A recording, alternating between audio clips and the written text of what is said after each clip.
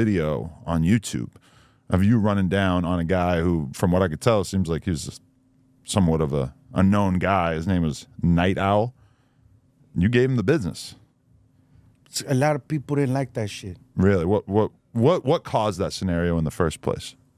Rest in peace, Knightowl. Oh, he passed. Okay. Rest in peace, Knightowl. Knightowl was a fucking legend.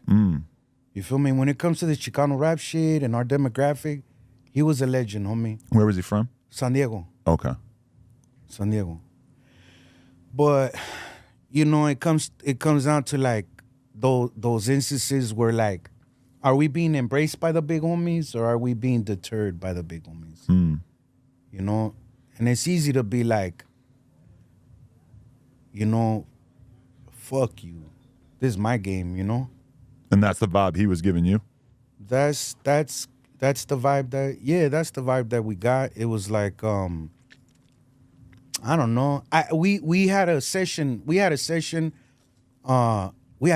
set up to work together, and I was very excited about this, you know. He had like legendary Cocaine. Shout out Cocaine. My big dog Cocaine, my Carnilio. I thought you were saying that he just had a shitload of cocaine. Okay. No, Right. Cocaine the musician, homie, the legendary Cocaine. I was surprised you were going to just talk about that so freely. And, you know, he had a lot of these accolades under his belt that were, you know, to admire. You know, he worked with a lot of legends, you know what I'm saying?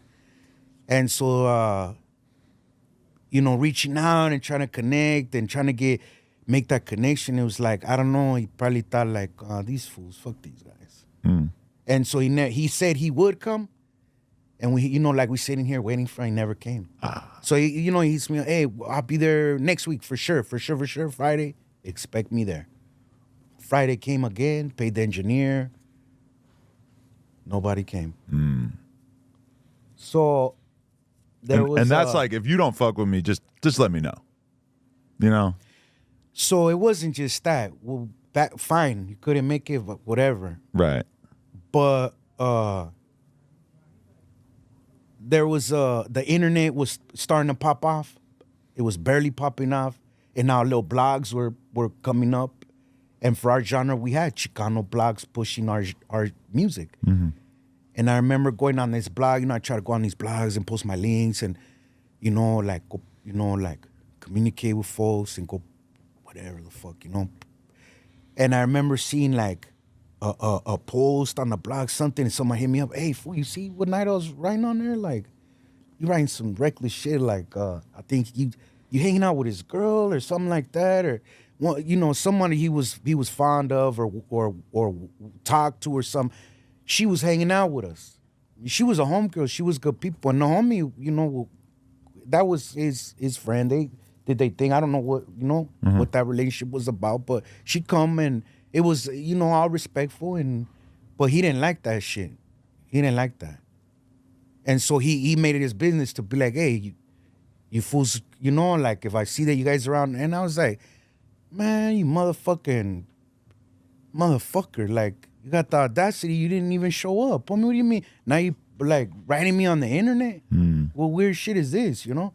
And I didn't believe it. I saw this stuff and I thought, that's anybody. That's not the homie. But it was. He went on an interview, and then now he's like, yeah, you know, these new little rappers out here think they hard. And at the time we started like documenting what we were doing, our shows, our events, all the street teaming, where we were at. And we'd compile it on a DVD. If we went to, you know, Japan, we were filming that shit and putting DVDs together with the soundtracks. I mean, we were working, homie.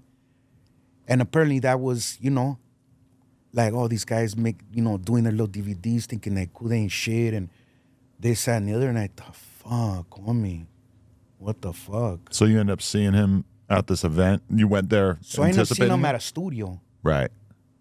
And from what I was relayed, it was like, hey, he's here. He's with some people. They probably strapped up. And I'm like, well, then you slap the shit out of him, homie. Oh, no. And this guy. Oh, so there we go. And when we ran in there, it was like two regular ass people, like some white boy, some youngsters, some black fool, some white boy, and And then him sitting on the couch, and I was like, fuck, homie, like, you fools might want to leave, you know, like, that way, you know, and the homies take the homie that way, and, you know, the little homie comes in, I go, record this shit. What year are we talking? Ah, fuck, I don't. 2005. Okay. Yeah. And, you know, we in there, and yeah, the homie shook. He's fucking shook. Fucking Walter was like, damn, you know? And the way it's portrayed, it's like, well, all these fools came in and punked them. But it's just fools you are in his scandalous, face. You know? It's just you running up to him, though. It's like the other people are just kind of off to the side. Yes. So it wasn't like everyone was trying to fuck him up. Everyone was so busy that, you know, like, it was my prerogative to get with you. It was my prerogative. And when I told him, come, fool, we're going to go outside. He was like, nah, like, I ain't going outside with you. And he sat there, you know. I was like, come on, fool, we going outside. And he didn't want to.